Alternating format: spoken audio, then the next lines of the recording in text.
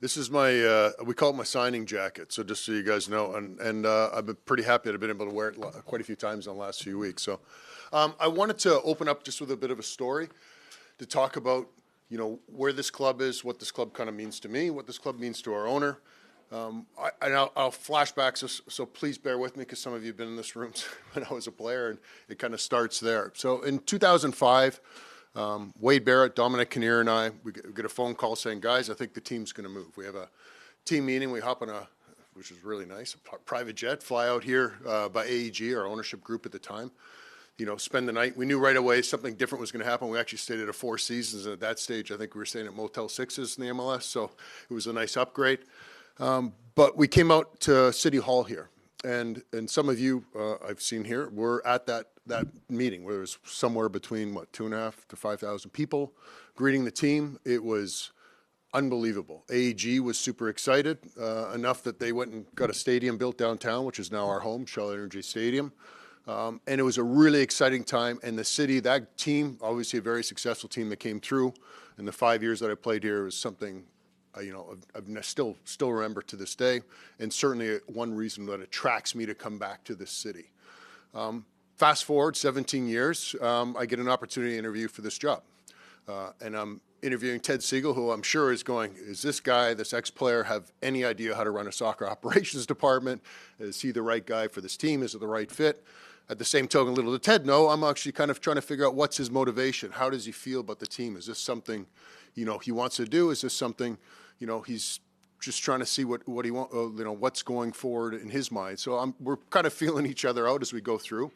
Very fortunately, he hires me and gives me an opportunity to run this club. Right out of the gate, he showed, his ambition and where the team wants to go. Within the first 6 weeks, we go sign a DP in Sebastian Ferreira. A few weeks later, I think I've told this story a few times, we had a set budget. Asher Mendelson, our technical director, the two of us went in, said, here's our set budget. And within about 10 days, we said, hey, we got a chance to sign Hector Herrera. Are you willing to spend more money to bring this player into this market? Ted goes, let me sleep on it. Next morning, he calls me before I woke up and says, let's go. So here's a guy that's putting his money behind the team. But when I knew, for me, with Ted, so I'm like, great, I've got the financial support. We go build a team. I think at 23, we go win a trophy. 24, we have points record. But when I knew Ted was investing in this team, and it meant more to him than just an investment, but when he said, this is my team, is we're on the field in Miami in 2023. We're lifting the Open Cup. I see him with his family, the joy on his face, how proud he was of not just the executive group that had kind of run this team, but the players, the situation, and where he'd brought the fans that had traveled all the way down to Miami or Fort Lauderdale to watch that game. That's when I knew, and I'm watching Ted interact with the players, with the fans, with the staff. I realized he's in it here because he loves this team. He loves his team and he loves the city. And what you don't know, then a side note to that, is you're like, well, what's his connection with the players? Well, I had to coax him, Asher and I both coaxing him and Lyle Hayes, a minority owner, to come in the locker room, have a few beers, and he comes in the locker room, players, come on, Ted, get him in front, douse him in beer, and they're tossing him up and down in the locker room. So I don't think you see that too often with owners and pro sports teams, but he is committed to this team and he's committed to this city, and I'm very fortunate that that's who my owner is. So I kind of want to start with that, because I think the next step too is when I came here, Asher and I both sat down with Ted and we said, listen, we want to build a sustainable winner. We don't want to just do this for 23 and 24. We want to continue to do this. Last year I think obviously the results didn't happen on the field, but it was a situation and a series of 10 years of spending every last dime you possibly could in the salary cap just to try to put a winner on the field. And at some point, you got to pay the piper. So we had to go and we had to make some tough decisions. We made a tough sale with Mikel right just before the season. We didn't do a good job. I think Asher and I will own that one. We didn't do a good job of replacing him. But what we did do is we developed a lot of young players. We gave Brooklyn Raines an opportunity. We gave Jack McGlynn an opportunity. We got Lawrence Anali back on the field. We gave a Felipe Andrade an opportunity to play. And I think we've got a really good core. But what I'm really excited about this season, that part of it, we move on to this year, and what it did is it opens up a ton of cap space. We enter this season with the third most cap space in any team in the league, And I look at our off season so far, and you'll get to meet these guys. And I'll just make you a Guilherme, who's a winger from Santos, Lucas Halter, a center back who was on loan from Botafogo at Vitoria, has had a successful career, a younger player.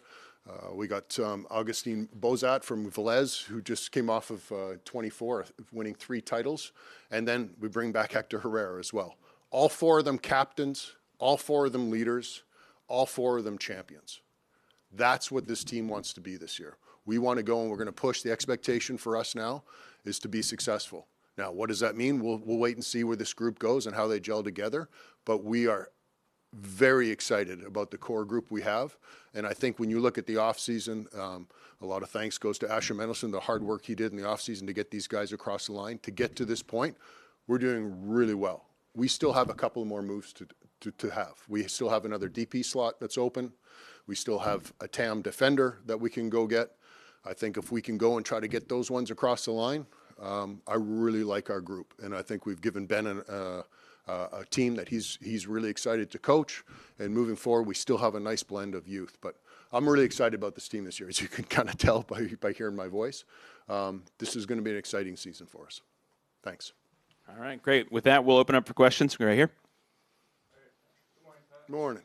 First day of preseason. You mentioned about it a little bit. You go from, you want to bring back champions, I believe 2 years ago, mindset. Yep. Last year, let's go younger. Now you have a mix. Just overall, as your time here, like, what have you learned and how do you apply that to this year? Yeah, part of the younger one was, as we talked about the cap space, we didn't have much cap space last year, so younger players tend to be a little cheaper, and you have to take a little bit of a risk. Like a Pablo Ortiz is a good example. You get him on a free loan, and you have to try to see, or a very low-price loan to try to see how he does.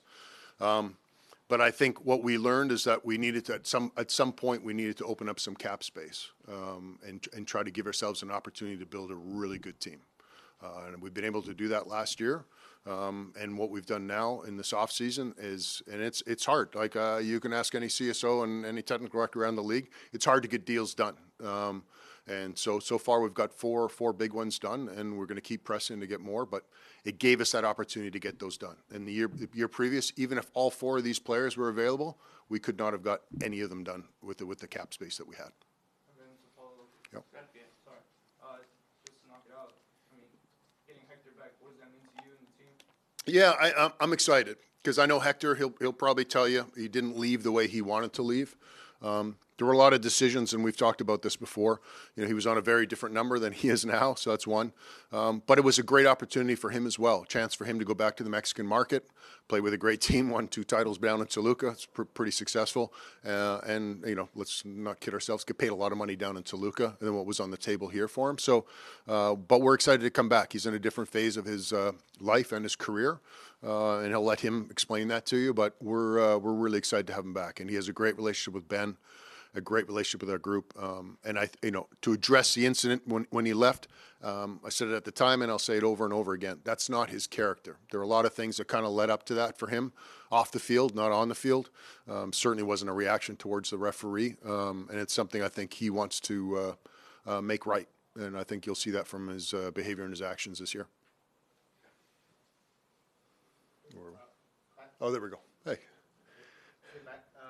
There have been a lot of reports of Bogus coming from Cruz Azul, and is he really, really close? Can you tell us how close is that?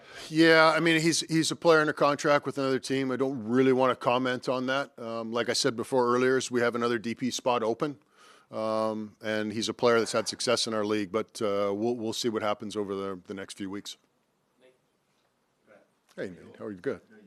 Yeah, you too. How much better do the new acquisitions make you as you look? Significantly. We'll see what happens with Hector, whether he's a starter or not. He's certainly got the capability of being a starter. But the other 3, I'm not the coach. It's Ben's choice. But we signed them to get them on the field and let them play. So I think just those 3 alone, and if Hector's involved as well, it certainly makes us a lot deeper and gives us a lot more options. So a significant upgrade than we had last year. Hey, Pat. Hi. What can you tell us about, Hector coming back? Just how did that kind of unfold? When did this talks begin, and when was that kind of a real possibility? Yeah, I mean, there's always been, we see Hector here once in a while when he gets a chance. His son's in our academy. David's done quite well in our academy as well. So we see him every once in a while. So it's not, there's open dialogue all the time. But it came together pretty quickly, probably over a span of 3-4 weeks. But the bigger one for him, I mean, I think he's leaving opportunities back in Mexico where financially it would be a better move for him. But like I said, at this stage of his life and his career, I think he's looking for different challenges. And just follow up, his suspension, I know has been talked about. He was Yeah. suspended by MLS, but he did serve a suspension. Correct. What can you tell us about coming back? What we've been told by the league and our player relations department is that he has served his suspension and he'll be available. Hey, Pat. Hey, David. So, as far as DPs and managing DPs and U22s, correct me if I'm wrong, but Nelson Quinones will not be a U22? Right now, he is a U22. A lot of that and a lot of our DP tags that we put on people is to do with cap constraints and the rules of the league. But right now, he is a U22. Yeah, and then as far as, will you go 3 DPs or 4 or 2 or 3? What's the model that's going on? 4? I'd like to get 4. We'll see. Yeah, it's okay. Yeah, but you never know. Sometimes that's how I figure out the rules too. So, yeah, I think right now we're looking at trying to fill the 3rd DP slot, and we'll keep working on that, and hopefully try to put the best team on the field that we can. Start opening kick on the 21st. Thank you. I hope Packers. Hey, Alex. Morning. Thanks. You too. For fans that are seeing 4 proven champions and what you're starting to build here, what's the message about this season? And that maybe to what you said, what's the expectation Yeah. fans should have of what the Dynamo will be? Yeah, I think from day one, I've always said playoffs gives you a chance to win a championship. Well, I think we have this team that we put together even at this point, and we're still not finished. I think this team gives us a very good chance, and I think Ben, reluctantly as a coach, will probably tell you the same, gives us a good chance to make the playoffs. The issue for us is 29 other teams that are putting good teams together. So I don't want to come out and say we're going to win an MLS Cup or it's bust. The odds aren't so good. But I think we have a very good team, and I think we have a team that can push if they come together at the right time. That we have a chance to push. I mean, I don't think anyone expected in 23 that we'd make the run we did for the U.S. Open Cup. So a lot of our sport is timing and building momentum. But I think we give ourselves a really good chance to build that momentum. Quickly, and it's a huge World Cup year, so Yeah. maybe the non-soccer people will be following the team. Are you? I hope so. organization- Yeah, I hope so. To piggyback off that, take advantage of that. Yeah. attention.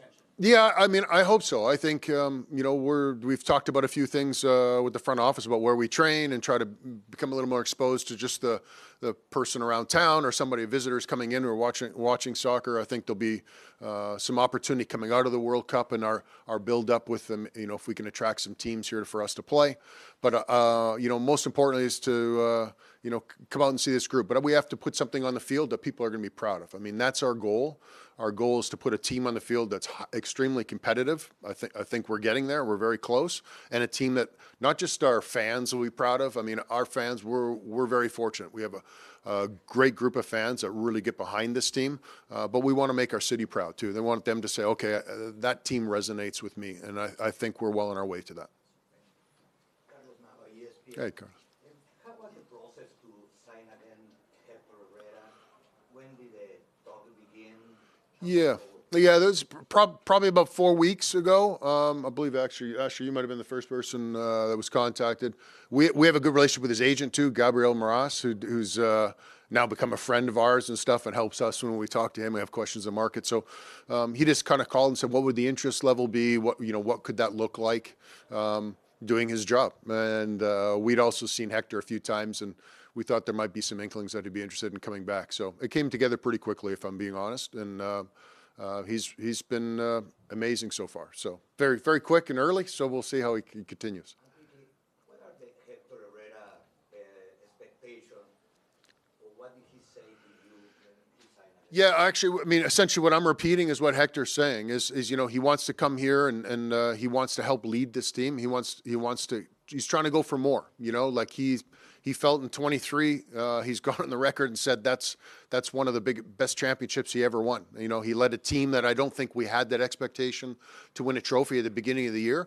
But as the year grew, you could feel the momentum of the group and the group gel together, and a lot a big part of that was him. He had a successful year too. I believe it was only 1 or 2 goals, but like 17 assists from a deep playing playmaker is a lot. So, you know, his expectation is to try to add to that and bring more trophies to this group. But most importantly too, for him now, his focus is on leading this group.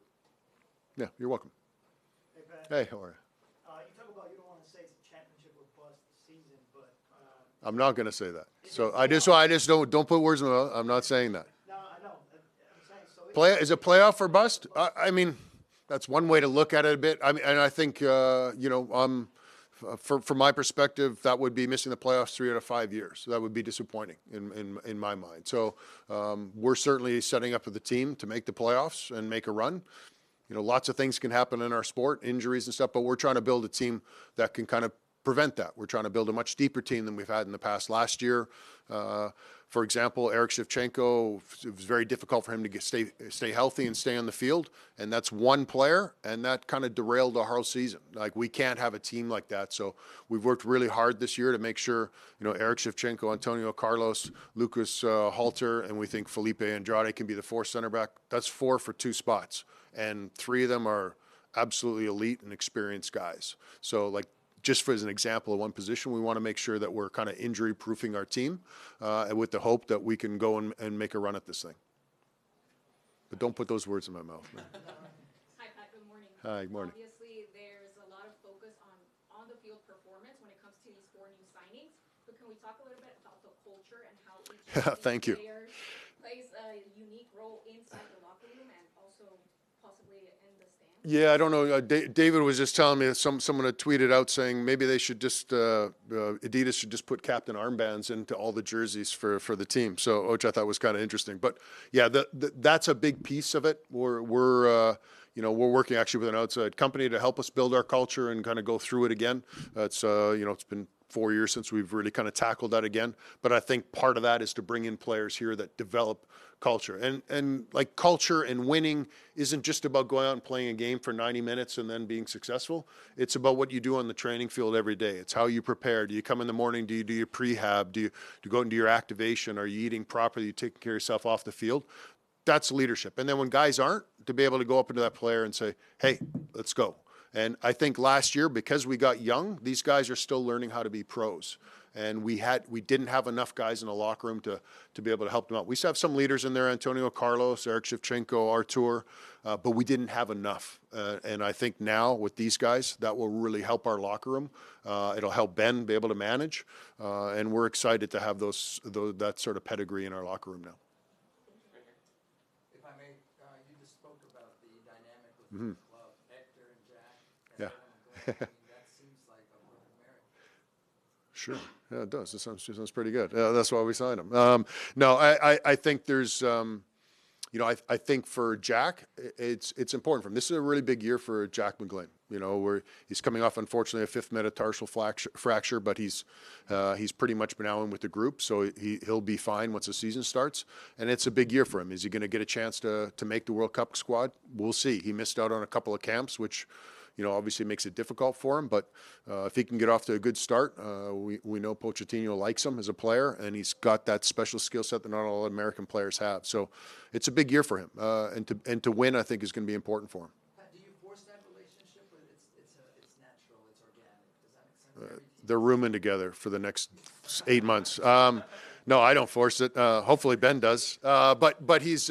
They are a little bit different in the way they play, but having those guys, and I would say, like, Bozat's a player that I think you guys will quickly kind of go, okay, I get it. Yeah, he's a guy that plays in really tight areas and moves the ball really quickly. Doesn't have the range that Jack has, but I think he'll be a really good example for Jack, like, get the ball moving, get it quick, and then move into these other spaces. So there's going to be a lot of these guys that maybe don't necessarily have to sit down and talk to Jack, but Jack, from example, will take a look and go, all right, okay, I can improve my game by trying to doing some of these things that these guys have.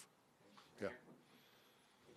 Sure. What kind of player do you think you are getting with Agustin Onstad? For us, first off, a winner, a guy that competes. It's funny, he's not a very big guy. You'll see him come in, you go, really? He's not a big guy, but he is feisty, and he is physical. He protects his team, and he moves the ball quickly. He's not a playmaker. He's not a guy that's going to go score 6 goals or 5 goals, but he's a guy that makes the team tick. He's kind of the engine room type of player. Nice guy that gets on the ball and is willing to get on it in really tight areas, and he's had a lot of success down in Argentina, so we're excited to have him, and he seems pretty excited so far with his family as well, so that's great. There we go. Oh, there we go. Hey. Pat, with the acquisition of these 3 midfielders, you solved the problem that you had last year in the midfield, and now you expect Ponce to explode goals, because that's what the part that Ponce really gets the goals from. You mean, yeah, well, because we had too many midfielders last year? No. Because we didn't get the service, you're saying? Exactly. Yeah, okay, no, okay, sorry. I was trying to connect the two. I think with, again, I talked a little bit about the center back situation. Guys are going to have to compete for playing time. That's the point here. So we're trying to get better. But to your point about Ponce, as a Jack McGlynn, again, we're still looking at a DP player, which I think you can kind of lead you down that path. Somebody that hopefully can provide service for Ponce as well. We think Guilherme can do that. And the example I have of the Guilherme, and Santos needed to win their last 3 games of the year in Serie A in Brazil to stay up. He had 4 assists in those last 3 games, in the most pressure-packed games that he had. He's a guy that can help make players around him better and provide that service. But I think our team as a whole, I would like to see Zeke, and I think he's pretty excited. You can see this last week. He's pretty pumped with the guys that we have in market, and I think he'll be able to get a lot more service and hopefully score more goals. Yep, go ahead. Yeah. Just for the record, he's like probably my favorite guy I've ever been around. He's the best. Yeah, he's a wonderful human being too. But he wanted to get back down. He wanted to go south, and he wanted to go to and take a different challenge on. And he was a free agent. We spoke to him about trying to keep him here, and we never even really got that far negotiating. He just said, I'd like a different challenge, and I think part of it was his new fiancée. So I think, in a good way. Please don't say that. It was a good way. I think they both just said it's a time for a new challenge and let's go. No, it was. He's a wonderful human being. I really enjoyed him. Ben will tell you it drove him nuts at times, but he's. I think there's not a guy here that doesn't love that guy. Yeah. Hey Pat. Hey. I know you guys are in the same boat, or everybody's in the same boat rather. The challenges and advantages and disadvantages of trying to play during a World Cup year with such a long pause during the summer, and what you guys are trying to accomplish this year. I think our guys are probably pumped about it. They're like, oh, you mean in the hottest time of the year I get a week off? That'll be okay. So I think it'll be exciting. I mean, the city's going to have a big buzz, and I think the players will feed off of that. I think they'll be really excited. If anyone has any connections for tickets, please let me know. There's a lot of requests so far. But any time that the focus is on soccer in our city, and we know the city supports the sport, I think it's good for our club. And I think for our players, they'll feed off that energy. One right here. Pat, I have to ask about the organization cutting ties with Glenn Davis. Is this a blow to the organization? A blow to the organization? Listen, I think what I'll say about Glenn is Glenn has supported me for 20 plus years. When I was a player, I think when I had a bad game, he'd call it out and let me know.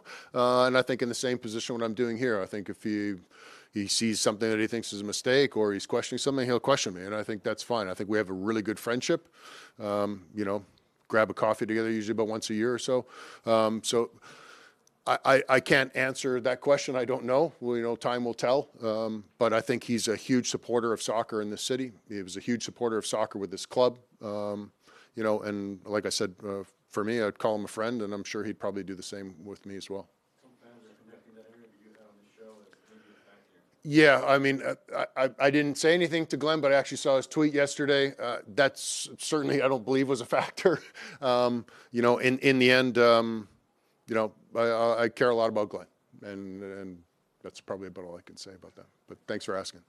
Pat, one more from me. I know it's for next year, but the schedule change. If possible, could you mention or speak about it? Sure. So the way the league is operating, eventually what they want to do in a year and a half is pivot to starting in the summer and ending in the I guess the in the springtime. So to do that, we're going to have a condensed 6-month season, calling it the sprint season. It'll be a 14-game season, so it'll be nice and short and sharp. It'll be exciting because there's no kind of messing around. Can't go on a 5-game losing streak, that's for sure. But I think for us, we're leading in, and this is part of our roster planning, is we're trying to bring these guys in as soon as possible to get acclimatized to our group, to acclimatize to our coaching staff, and hopefully have a really successful team. And then in the next off season, because it's such a short season, you're going to have time to adapt that group. So our hope is that this group is together for 18 months, and this group is a top-level group, and that we keep pushing forward. Do you find it as a disadvantage starting later in the year? I don't know about disadvantage. I think there's some things like we like the heat. We brag about the heat. You know, we take advantage of it. We'll lose some of those games, but I certainly would. If I was in the front office, I'd be like, okay, that's nice. I don't have to put people in the stands in July, and I can understand that. You know, we'll adapt as a soccer organization from the soccer operations side. We'll adapt. We'll figure that out. But I think for us, it's exciting. I'm happy that we're going to change the calendar. I think it gives us a competitive opportunity that we haven't had in the past. And, you know, we try to go in this window is very difficult to go find a DP. You can do it in Mexico because they have 2 seasons. You can do it in Brazil because they kind of have 2 seasons. But if you go to Europe right now, you're saying, hey, I want your best player right in the middle of your season. They look at you, okay, well, he's a $3 million player, but if you want him, you can buy him for 8. So we're either overpaying for players or we're just not able to get them. And I think by aligning the calendar, that will give us a much better opportunity. And the one piece, which lots of people have mentioned before, so this isn't rocket science. I'm not ahead of the curve here, but the free agent market is the summer, especially for Europeans, and that's the time when our league will be able to compete for that much better. I just wanted to ask you about goalkeeper, something you know well. Not really. But you brought Jonathan in last year. You still have Jimmy. Yeah. You have some young guys, Blake. Yeah. Pedro Thaimatu, signed Logan. It's probably up to Ben and Marcelo ultimately, but how do you kind of see Yeah, we're kind of bullish on our goalies, and you're right. Like, we're probably a little too deep. There's certainly some opportunities, I think, if we can find for some of the younger guys. It's important as goalkeeper. This I do know. You got to play games, and you got to find games for these guys. So that'll be our battle. I think if you have Pedro, Logan, and Blake, and we even have a young kid named Roman Kirchhoff in the academy that's coming up. So if you just don't have enough games for those guys. So we may have to try to find a place for them. But Jonathan Bond right now is our number 1, and Jimmy's our number 2, and we'll see how the season plays out. But I like our young core. Yes, on the DP conversation, are there any good candidates? Can you share a bit of where There's lots of good candidates. or when the timeline that we We're pushing. We're trying to get people in here, as I mentioned earlier, for players. We'd like to get players in as soon as possible. That helps them acclimatize to the group, acclimatize to the style of play. So we're pushing to try to get these deals done as fast as possible. We'll see. These deals are, like I said, are very complicated, and you never know. Sometimes you think you're there, and then you wake up the next day and the deal's dead. So it's tricky. Yeah. Before we go over to Zoom, anybody else in the room before we head to Zoom? Jack, you want to call on someone in the Zoom? Yeah, they can hear you. Okay, great. Charles, you're up. Yeah, I can. Can you hear me? Yes, I can. Hey, great. This is Charles Broker at hablasoccer.com. Hi, Charles. 2 questions. One is, can you speak a little more about Guillermo and what made you decide that he was the right investment for a designated player level contract? Yeah, I mean, Sounds like the game model, as you have established, is going to continue. Do you expect it to be the same style of player? relatively speaking, yes. I think there's going to be moments now that we have more attacking talent in the squad. There could be moments where you'd see one more attacker on the field than we normally have. But we see him at this stage on the left wing coming inside, just the same role he played with Santos. He's had there's a narrative out there saying that he's not a goal scorer, but I find it hard to believe over the last 2 years he's averaged 23 points, goals, and assists over the last 2 years. So I'm not sure where that's coming from. I think he's very, very good at creating goal scoring opportunities and scoring himself. So I think he'll be very successful in our league.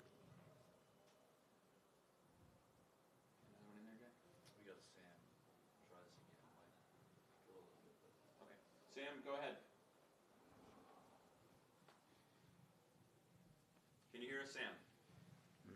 It's not. Yes, I can. Happy New Year to you, Sam.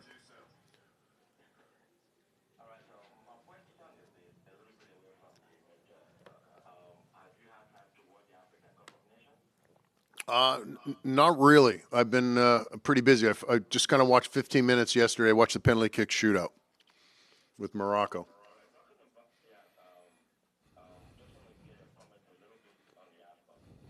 Yeah, Sam, it'd be almost unfair for me to comment on it. Like I said, I've watched probably 8 minutes yesterday in the penalty kick shootout. That's it. Unfortunately, been trying to work on these deals. Talking about the recruitment of the Houston Dynamo this season, it seems the concentration favored the Brazilian market and stuff like that. I'm talking about widespread scouting and recruitment. Was there eyes from Dynamo and the AFCON looking at a lot of MLS players playing for their club and nation, and also young players who took part of the AFCON? Was there eyes there from the club? Yeah, we're watching. Our scouting department watches the AFCON. We don't get a specific report coming right out of the AFCON, but certainly if there are players that we think will help our team, we're not afraid to go after them. All right, we got one more on the Zoom. Talk about the team that that you built. Is the team meant to compete right now or still a transitional program? Because what I'm saying is this: look at the rise left for doing the revolution, and if we are looking at a team of the future, a team that have development of young players, can you just share a little bit on what could have been the reason of when a young player like that coming up with the club? So I kind of missed the last one. I think my understanding of the question was, is this a team that's designed to win now or be maybe transitional towards the future? Yeah, Sam, I didn't quite catch, so hopefully this answers your question. And I know I'll address Brooklyn Reigns as well. I think Brooklyn is a player that started with our second team. We purchased for a pretty small price from Salt Lake his rights, brought him in, and he's developed here now for the last 4 years. It was an opportunity from the Revolution to get a pretty high price for a young player. The coach of the U20 team is there that coached him successfully with the U20s and the national team. He's now there, and Brooklyn had a year left in his deal. So you have to make a decision whether you can re-sign him or you try to get the most out of that. So Brooklyn and his agent indicated that's something they wanted to pursue, so we pursued it. And, we're happy for him. I think Brooklyn is a great kid, and he's still a very young player, and will probably get better as he moves along in his career. But we're happy for him, and we loved having him in here. But at the same token, when you talk about, is this a team to win now? Yes, that's the reason why we're changing from a young player like a Brooklyn Reigns, and not to say that we couldn't have him develop and be successful for us, but that's why we're bringing in a Bozat. That's why we're bringing in a Guilherme. That's why we're bringing in a Halter. That's why we're bringing in a Hector Herrera. We want to have a competitive team this year. We want to be a sustainable winner, and that's our goal for the season. And then we have one more. Yep. Thanks, Sam. One more on the Zoom. Go ahead, Joey.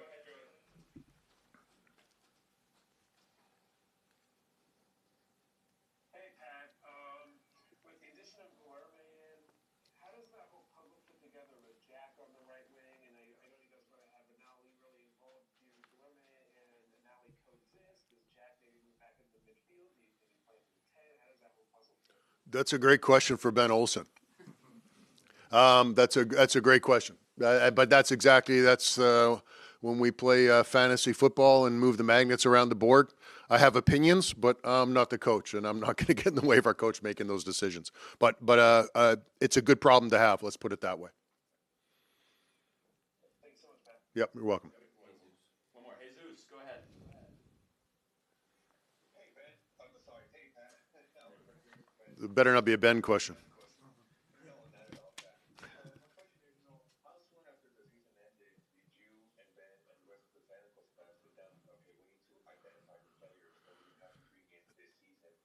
Yeah, some of the players were identified before the season ended. We try to get ahead of that as best we can. Try to think a window ahead.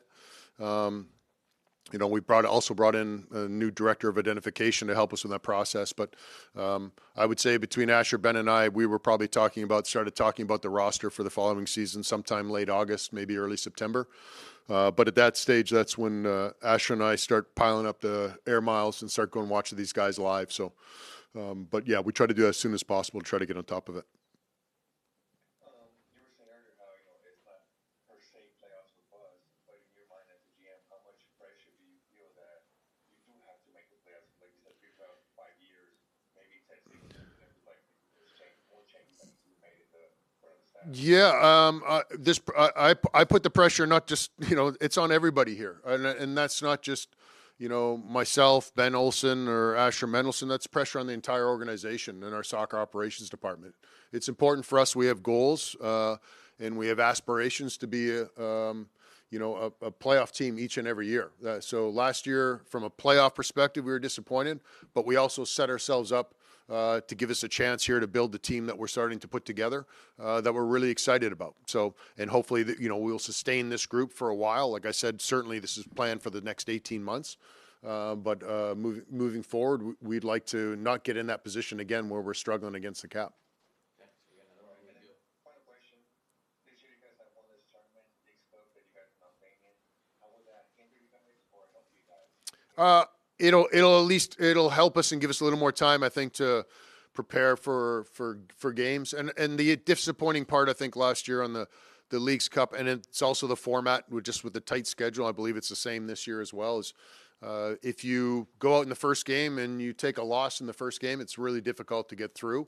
So for us, at times, I think that was a little frustrating. We didn't have a good result in the first game, and the next two games were disappointing. We just wanted to prepare then for the rest of the season. So this year, I think we've got, like you said, the two competitions, and we'll try to roll out and put the best, most competitive group that we can on the field for each and every game. Thanks, man. Yep, no problem. Diego, you're up.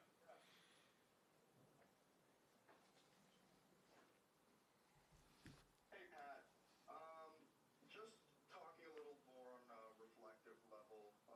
You're reaching half a decade with the Dynamo, your second stint now on the management. Can you talk to me a little bit about how you like to, you know, mix in analytics, scouting, and maybe even your experience as a former Dynamo when it comes to things like, you know, building that culture, getting players, and kind of like, not spill the whole secret, but like walk me through a little, like, what goes through your head? Yeah, I think, you know, first and foremost, and I think every team would say this, they'll just sit down and, you know, whether it's the coach and GM and, you know, director of identification, the technical director, and they all kind of come to a consensus about what the profile is. So, for example, if we say we need a vertical 10, that's the type of position we need, and then we will go and let our data group take a look at it and come up with a lot of names, and we'll figure out the price point where we're at, and then after that we rely on our scouts to take a look at them to see if they fit those profiles, and we kind of move from there. But it's pretty general of what most teams do. We have a few secrets that we like to keep to ourselves, but for the most part, that's how we go find a player. All right, we got. And, I mean, you being a former player, does that have any impact with, you know, how you view? Well, you'd have to ask you know, or you guys could be the judge of that, I guess, with our roster. I certainly think as an ex-player, you know, one of the things, and we talk about the four guys that we signed, is I believe leadership and a championship pedigree means a lot, and I think we showed that in the off season from 22 to 23. We made a lot of those signings, and last year, as I'd mentioned, we didn't have a lot of flexibility to go make any signings, let alone go and change the roster like we are this year. So our focus definitely this year was to make sure that we have those, and I think, you know, being an ex-player, the story the anecdote I'll add is in 2003, I joined San Jose Earthquakes. You know, I'd won a few things in college and won, I think, in the Canadian Soccer League, but I met Jeff Agus, who to me is one of the best leaders in our game in MLS history. Well, I think he won 5 championships, but he taught me a lot in how to lead and how to be a winner each day, to compete in every little 5-a-side game. I don't know if he ever lost a 5-a-side game, but I think those things and those tangibles certainly are something that we go in when we talk to players, when we watch players. It's certainly things that I look for, and it's something all our staff do as well. And then one question, you mentioned Brooklyn having such a successful time coming up and making an impact on the first team. How important is it for you this season with all the signings to keep that door open for D2 players and that the academy to, you know, keep making some progress within the first? Yeah, very. And you know, with the last 2 years, I think we've done a really good job of exposing our academy players to the second team level. We're still not quite there to seeing those guys break through with the first team.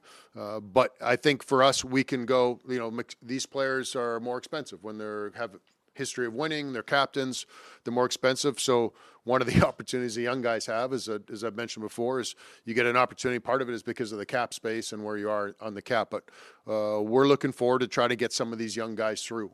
And the one thing, by playing Brooklyn Reigns, you know, the Jack McGlynn's, the Inalis, you know, Ben's not afraid to play young players. But they've got to prove it on the field. They've got to prove it in training. And they got to be able to show that they can help us win.